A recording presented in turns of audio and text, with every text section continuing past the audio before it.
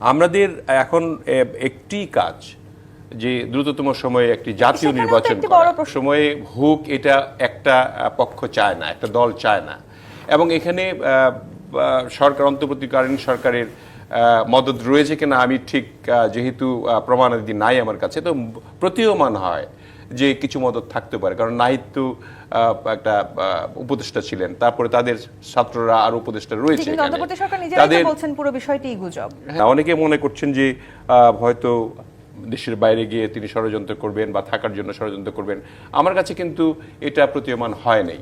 ইতিমধ্যে তাদের কিছু লোকের সঙ্গে অনেক, এখন তো ধরেন ইফতার পার্টি হয় অনেক, আপনার ওই যে কিছুদিন আগে মাইলাম আসলো, তারপর জন আসলো, এরা সবাই মিলে বিভিন্ন জায়গায় সিজিএস এর প্রোগ্রাম হলো। সেই প্রোগ্রামে বিভিন্ন জনের সঙ্গে বিভিন্ন আলোচনা হয়েছে আমাদের। তাতে করে আমার কিন্তু মনে হয়েছে যে এই বছরের মধ্যে নির্বাচন হয়ে যাবে।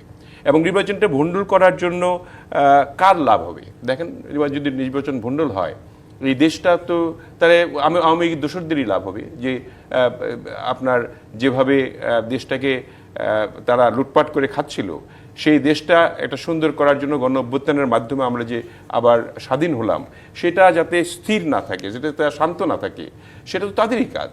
এবং তারা এটা করতে পারলেই মনে করতেছে তাদের তো আসার আর সম্ভাবনা নাই।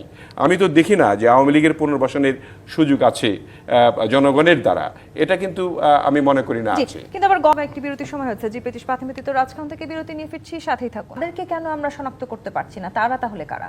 শনাক্ত করা হয়ে গেছে। আসলে বিষয় হচ্ছে যে 16 বছরে এই রাষ্ট্রের বেনিফিশিয়ারি কারা, কে কে 5ই আগস্টের পর থেকে এখন ক্ষতিগ্রস্ত হচ্ছে, তারা কারা। প্রথম দেখেন যে বাংলাদেশের, আমাকে বিভিন্ন অর্থনীতিবিদরা বলেছেন যে বাংলাদেশে সবচেয়ে বড় কর্মসংস্থানের যোগানদাতা হচ্ছে রাজনৈতিক দলগুলো, পার্টিকুলারলি সরকারি দল। আওয়ামী লীগের আমলে ধরে ন্যূনতম 30 থেকে 40 লক্ষ মানুষের রুটি রুজি, খাওয়া পড়া, পেশা, কর্মসংস্থান সব কিছুর দায়িত্ব ছিল হচ্ছে আওয়ামী লীগের উপরে। 5ই আগস্টের পরে এই 30-35 লক্ষ লোক সারা দেশে কিন্তু বেকার হয়ে গেছে। হাট ঘাট, মাঠ ইজারা, বালুমহল, জলমহল, টেম্পো স্ট্যান্ড, বাস স্ট্যান্ড, ড্রাগের ব্যবসা, ফেন্সি ডিল, সীমান্ত, black marketing, money laundering, bank থেকে টাকা লুট, এই যে টোটাল একটা প্রসিড অফ করাপশন আছে বাংলাদেশে, অলিগার্কের ইকোনমি যেটা আছে, এই 30 লক্ষ লোকের সবাই তো পালায় যেতে পারে নাই। যে লোকটা কাউরান বাজার থেকে টাকা তুলতো 20 টাকা করে, 50 টাকাতেই বেড়ে গেছে। কেন বেড়ে গেছে? বেড়ে গেছে একটা বড় কারণ হচ্ছে একটা বিশাল জনগোষ্ঠী কিশোর গ্যাং। ধরেন আওয়ামী লীগের আমলে সারা দেশে 1000-1200 কিশোর গ্যাং ডেভেলপ করেছে, তাদের প্রোটেকশনে চলতো, এরা চাঁদাবাজি করতো, গুন্ডামি করতো। এই কিশোর গ্যাংয়ের ছেলেমেয়েরাও তো বেকার হয়ে গেছে, ওরা চাঁদাবাজি করতে পারছে না, ড্রাগের ব্যবসাটা বন্ধ হয়ে গেছে, টোটাল সিস্টেম থেকে আউট হয়ে গেছে তারা তখন কি করবে? তারা তো কোনো স্কিল নাই, সে তো একটা বিকল্প জবের জন্য আবেদন করতে পারছে না, সে তো মাস এনে মাস খেয়েছে। অতএব এই জায়গাতে দেখেন তো বেনিফিশিয়ারি কারা? বেনিফিশিয়ারি হচ্ছে বিশাল ব্যবসায়ী শ্রেণী আছে। ওই যে আপনার 1 তারিখ না 2 তারিখে গণভবনে গিয়ে বাংলাদেশের ব্যবসায়ীরা যে প্রথমত আমি তোমাকে চাই, শেষত আমি তোমাকে চাই, কিয়ামতের পরেও তোমাকে চাই, হাসরের পরেও তোমাকে। আমাদের অর্থনীতি ভেঙে খান খান হয়ে গেছে, 40টা ব্যাংক রেড জোনে দিয়ে গেছে হাসিনা। এইরকম একটা বাস্তবতায় বাংলাদেশে গৃহযুদ্ধ হওয়ার কথা, দুর্ভিক্ষ হওয়ার কথা। সারা পৃথিবীর, সাউথ আমেরিকার এক্সপেরিয়েন্স দেখেন, আফ্রিকার এক্সপেরিয়েন্স দেখেন, মিডল ইস্টের এক্সপেরিয়েন্স দেখেন, বাংলাদেশে দুর্ভিক্ষ হয় নাই আল্লাহর মেহেরবানিতে, এবং গৃহযুদ্ধও লাগে নাই। 5 তারিখ থেকে 8 তারিখ পর্যন্ত আমার দেশে দেশ ছিল না, রাষ্ট্র ছিল না, একটা ডাকাতি হয় নাই বড় ধরনের। আমাদের বসুন্ধরা কি ডাকাতি হয়েছে? বায়তুল মোকাররমের সোনার দোকানে কি ডাকাতি হয়েছে? আমাদের যমুনা ফিউচার পার্কে কি ডাকাতি হয়েছে? পুলিশ ছিল না থানায়, আনসার ছিল না, গার্ডরা পালিয়ে চলে গেছে।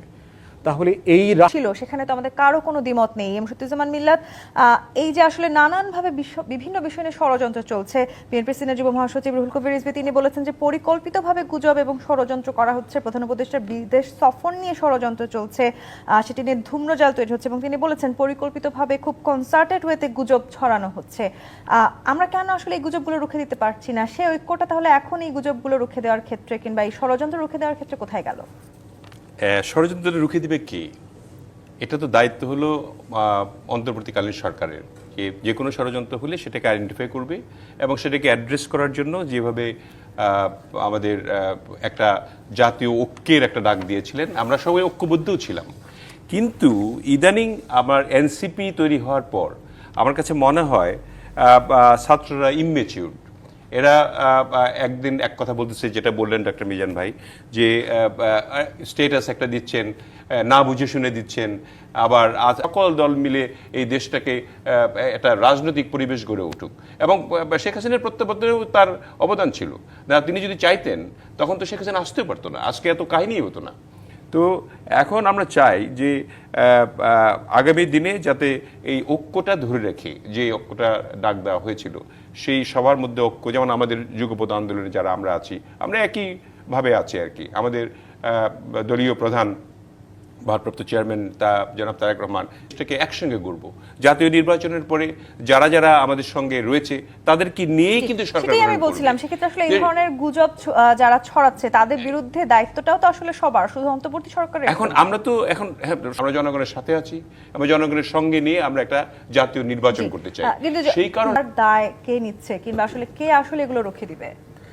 আসলে দেখেন, অন্তর্বর্তীকালীন সরকার ছিল, সেখানে তো আমাদের কারো কোনো দ্বিমত নেই। এমশুদ্দুজ্জামান মিল্লাত, এই যে আসলে নানানভাবে বিভিন্ন বিষয় নিয়ে ষড়যন্ত্র চলছে, বিএনপি সিনিয়র যুগ্ম মহাসচিব রুহুল কবির রিজভী তিনি বলেছেন যে পরিকল্পিতভাবে গুজব এবং ষড়যন্ত্র করা হচ্ছে, প্রধান উপদেষ্টার বিদেশ সফর নিয়ে ষড়যন্ত্র চলছে, সেটি নিয়ে ধূম্রজাল তৈরি হচ্ছে, এবং তিনি বলেছেন পরিকল্পিতভাবে খুব কনসার্টেড ওয়েতে গুজব ছড়ানো হচ্ছে। আমরা কেন আসলে এই গুজবগুলো রুখে দিতে পারছি না? সে ঐক্যটা তাহলে এখন এই গুজবগুলো রুখে দেওয়ার ক্ষেত্রে কিংবা এই ষড়যন্ত্র রুখে দেওয়ার ক্ষেত্রে কোথায় গেল? ষড়যন্ত্র রুখে দিবে কে? এটা তো দায়িত্ব হলো অন্তর্বর্তীকালীন সরকারের, যে কোনো ষড়যন্ত্র হলে সেটাকে আইডেন্টিফাই করবে এবং সেটাকে অ্যাড্রেস করার জন্য যেভাবে আমাদের একটা জাতীয় ঐক্যের একটা ডাক দিয়েছিলেন, আমরা সবাই ঐক্যবদ্ধও ছিলাম। কিন্তু ইদানিং আমার এনসিপি তৈরি হওয়ার পর আমার কাছে মনে হয় ছাত্ররা ইমমেচিউর। এরা একদিন এক কথা বলতেছে, যেটা বললেন ডক্টর মিজান ভাই, যে স্টেটাস একটা দিচ্ছেন, না বুঝে শুনে দিচ্ছেন, আবার সকল দল মিলে এই দেশটাকে একটা রাজনৈতিক পরিবেশ গড়ে উঠুক। এবং শেখ হাসিনার প্রত্যাবর্তনেও তার অবদান ছিল না। তিনি যদি চাইতেন তখন তো শেখ হাসিনা আসতেও পারতো না, আজকে এত কাহিনীই হতো না। তো এখন আমরা চাই যে আগামী দিনে যাতে এই ঐক্যটা ধরে রেখে, যে ঐক্যটা ডাক দেওয়া হয়েছিল, সেই সবার মধ্যে ঐক্য, যেমন আমাদের যুগপৎ আন্দোলনে যারা আমরা আছি, আমরা একইভাবে আছি আর কি। আমাদের দলীয় প্রধান ভারপ্রাপ্ত চেয়ারম্যান জনাব তারেক রহমান এটাকে একসঙ্গে গড়ব। জাতীয় নির্বাচনের পরে যারা যারা আমাদের সঙ্গে রয়েছে তাদেরকে নিয়েই কিন্তু সরকার। সেটাই আমি বলছিলাম। সেক্ষেত্রে আসলে এই ধরনের গুজব যারা ছড়াচ্ছে তাদের বিরুদ্ধে দায়িত্বটাও তো আসলে সবার, শুধু অন্তর্বর্তী সরকারের। এখন আমরা জনগণের সাথে আছি, আমরা জনগণের সঙ্গে নিয়ে আমরা একটা জাতীয় নির্বাচন করতে চাই। সেই কারণে দায় কে নিচ্ছে, কিংবা আসলে কে আসলে এগুলো রুখে দিবে? আসলে দেখেন, অন্তর্বর্তীকালীন সরকার